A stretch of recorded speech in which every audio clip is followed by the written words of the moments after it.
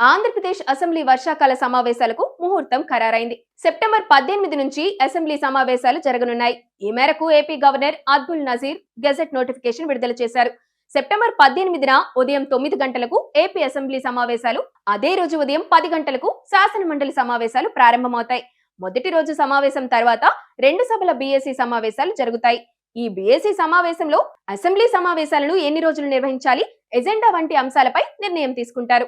మరోవైపు AP assembly సమావేశాలకు ఈసారైనా వైసీపీ అధినేత జగన్మోహన్ రెడ్డి, వైసీపీ ఎమ్మెల్యేలు హాజరవుతారా లేదా అన్న అంశంపై ఆసక్తి నెలకొంది.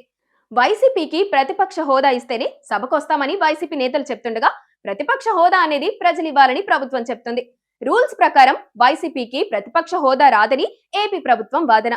ఈ నేపథ్యంలో ఈసారి సమావేశాలకు కూడా వైఎస్ జగన్, వైసీపీ ఎమ్మెల్యేలు హాజరయ్యే అవకాశాలు కనిపించడం లేదు.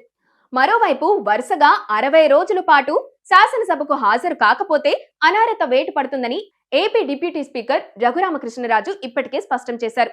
వైఎస్ జగన్ 60 రోజుల పాటు అసెంబ్లీకి రాకపోతే డిస్క్వాలిఫై అవుతారని రఘురామ చెప్తున్నారు.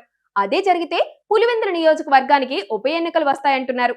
ఏపీ అసెంబ్లీ డిప్యూటీ స్పీకర్ గా పెద్దవాడిగా వైఎస్ జగన్ అసెంబ్లీ సమావేశాలకు రావాలని కోరుతున్నారని ఆయన అంటున్నారు. అటు సీఎం చంద్రబాబు కూడా ఈ మధ్య వైసీపీకి ఛాలెంజ్ చేసిన సంగతి తెలిసిందే.